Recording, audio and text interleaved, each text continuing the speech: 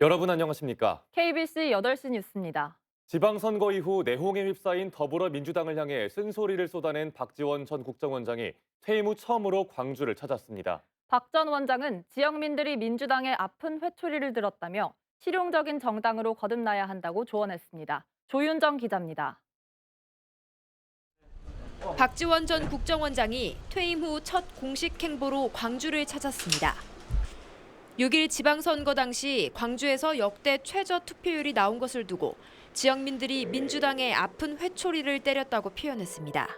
이제 민주당이 반성하고 단결해서 국정의 감시자로서 역할을 해야 될 건데 아직도 저렇게 서로 싸우고 있는 것은 굉장히 한심하다.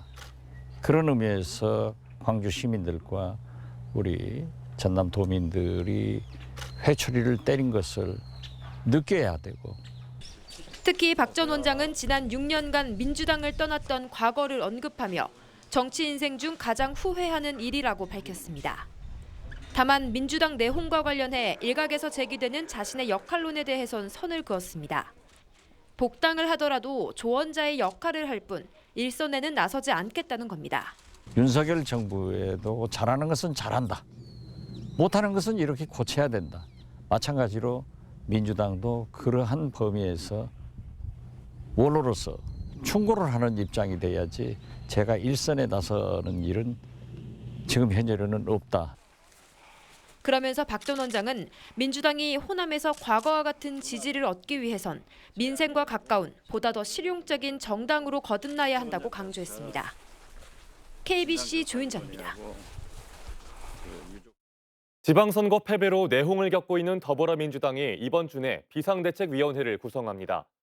민주당 박홍근 당대표 직무대행 겸 원내대표는 시도당위원장들과 가진 연석회의에서 내일 의총을 열어 이번 주 내 비대위가 출범하도록 하고 인준 절차를 밟아 구성 자체의 정통성과 합법성, 대표성을 부여할 것이라고 설명했습니다. 민주당은 선거 직후 이재명 상임고문을 겨냥한 친문계의 대대적 공격이 이어진 뒤 친명계가 결집해 이를 반격하는 상황이 이어지며 갈등이 격해지고 있습니다. 이에 따라 이를 수습할 비대위원장으로 문희상 전 국회의장이나 정세균, 김부겸 전 국무총리, 유인태 전 국회 사무총장, 이광재 전 의원 등이 거론되고 있습니다. 강기정 광주광역시장 당선인과 이용섭 광주광역시장이 6일 지방선거 이후 첫 상견례를 가졌습니다. 광주광역시에 따르면 강 당선인은 지난 3일 오후 4시쯤 이 시장 접견실을 찾아 광주광역시 정례조회에서 이 시장이 인수위 설치 지원을 직원들에게 당부한 데 대해 감사의 뜻을 표했습니다. 강 당선인은 또 앞으로 시정에 대한 관심과 조언도 요청하는 등 민감한 현안 논의 없이 30분 정도 대화를 나눈 걸로 알려졌습니다. 국민의힘 혁신위원회에 전남 순천갑 원외 당협위원장을 맡고 있는 30대 천하람 변호사가 합류합니다. 천 변호사는 최재형 혁신위원장의 요청에 따라 제1호 혁신위원으로 합류하게 됐고 호남에서 늘어난 지지세를 제도적으로 뒷받침하는 정당 개혁과 공천 시스템 완비에 앞장서겠다고 밝혔습니다. 국민의힘은 2년 뒤 총선을 대비해 9명의 위원으로 이루어진 혁신위원회를 설치하기로 하고 지도부를 비롯해 각계각층 인사로부터 인재를 추천받고 있습니다.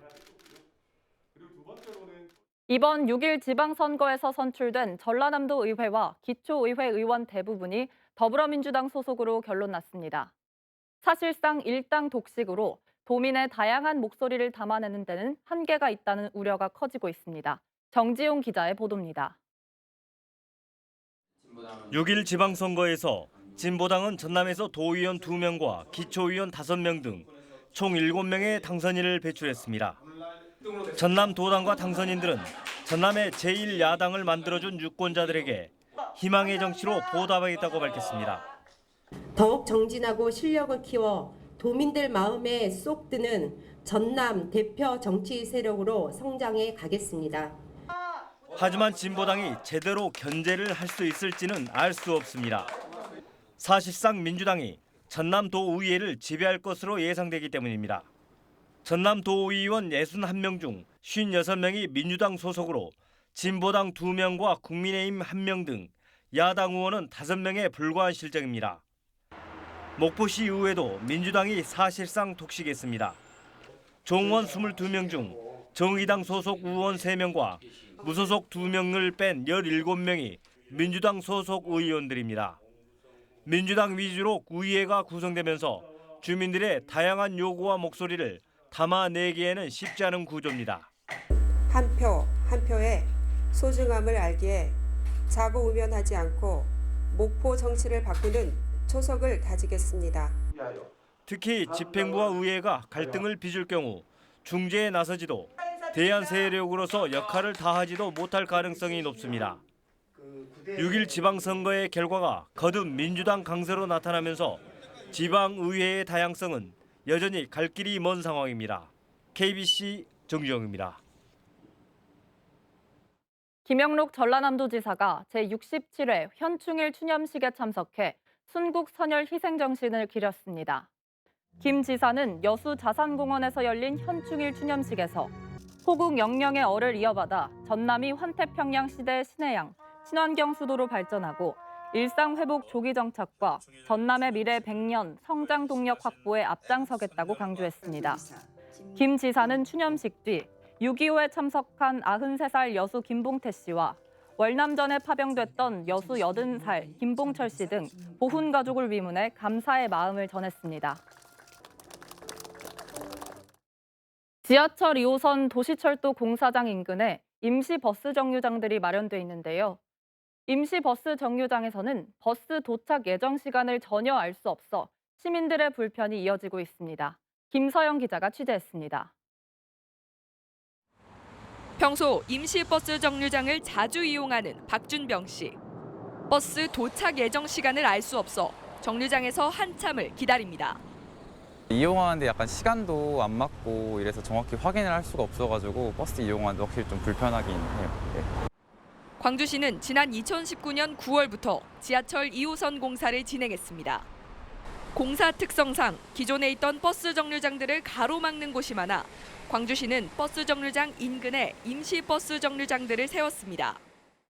임시버스 정류장은 길 한복판에 표지판만 덩그러니 놓여 있을 뿐 어떠한 안전 펜스도 없습니다. 버스 도착 예정 정보를 알려줄 GPS 시스템 역시 어디서도 확인할 수 없었습니다. 2호선 도시철도 공사로 인해 마련된 임시 버스 정류장들 중 GPS가 설치된 곳은 단 한 곳도 없었습니다. 시민들은 버스가 언제 도착할지 모르는 상태로 위험한 길 한복판에서 하염없이 버스를 기다려야 하는 겁니다. 공사가 시작된 후 3년여 동안 시민들의 불편이 이어지고 있지만 광주시는 임시 버스 정류장의 개수조차 정확히 파악하지 못하고 있었으며 별다른 해결책도 내놓지 않고 있습니다. 교통 안내 시스템 그것이 설치된 건 없어요. 앞으로 GPS 시스템 설치할 계획은 아예 없으세요? 지금 아직까지는 2호선 도시철도 공사가 마무리되는 시점은 2023년 말에서 2024년 초쯤으로 앞으로 1년 반 정도 남았습니다. 짧지 않은 기간이지만 아무런 대책이 없어 시민들의 불편함은 계속 이어질 것으로 보입니다. KBC 김서영입니다.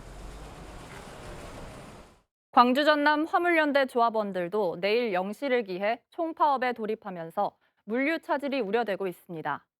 민주노총 화물연대 광주지부와 전남지부는 내일 오전 10시 광주 광산구 하남산단과 전남 광양항에서 파업 출정식을 갖고 최저임금제에 해당하는 안전운임제 일몰 조항 폐지와 확대 적용을 요구하며 운송 거부와 대체수송 저지 투쟁을 벌일 방침입니다. 광주에서는 1,800명이, 여수 산단과 광양항에서는 2,000명의 조합원이 파업에 동참할 것으로 보여 장기화될 경우 물류운송 차질이 우려됩니다.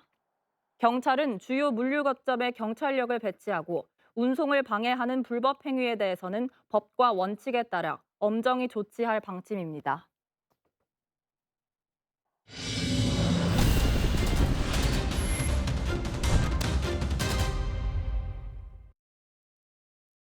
광주 학동 재개발 붕괴 참사 1년을 맞아 오는 9일 현장에서 추모식이 열립니다. 광주광역시는 오는 9일 오후 4시 학동 재개발 붕괴 현장에서 피해자들의 넋을 위로하는 위혼의 무대를 시작으로 참사 발생 시각인 오후 4시 22분 1분간 묵념을 한 뒤 종교단체들의 추도사를 진행할 계획입니다.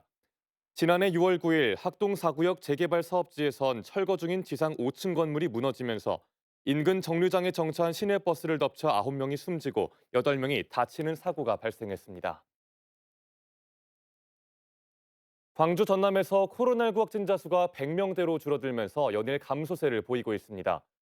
시도 방역당국은 오늘 0시 기준 광주 155명, 전남 158명이 신규 확진되면서 총 313명의 코로나19 확진자가 발생했다고 밝혔습니다. 광주 전남에서 연일 500명 이하의 확진자가 나온 가운데 대부분 지역에서 두 자릿수 또는 한 자릿수 확진자가 나온 걸로 집계됐습니다. 내일 광주 전남에는 아침부터 비가 내리는 곳이 있겠습니다. 예상 강수량은 5에서 30mm이며 비가 내리는 지역에선 강한 바람과 함께 천둥 번개가 치겠습니다.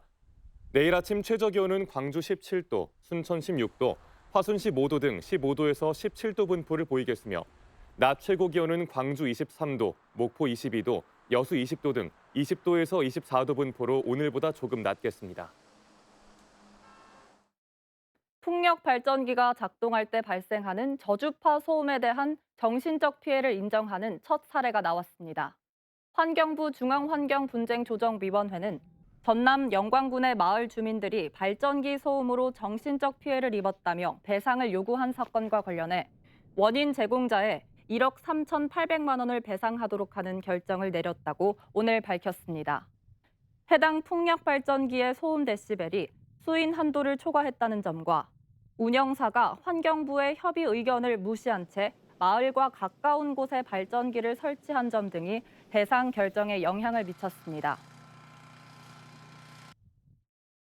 교차로에서 신호를 무시하고 달리던 덤프트럭이 전봇대를 들이받았습니다.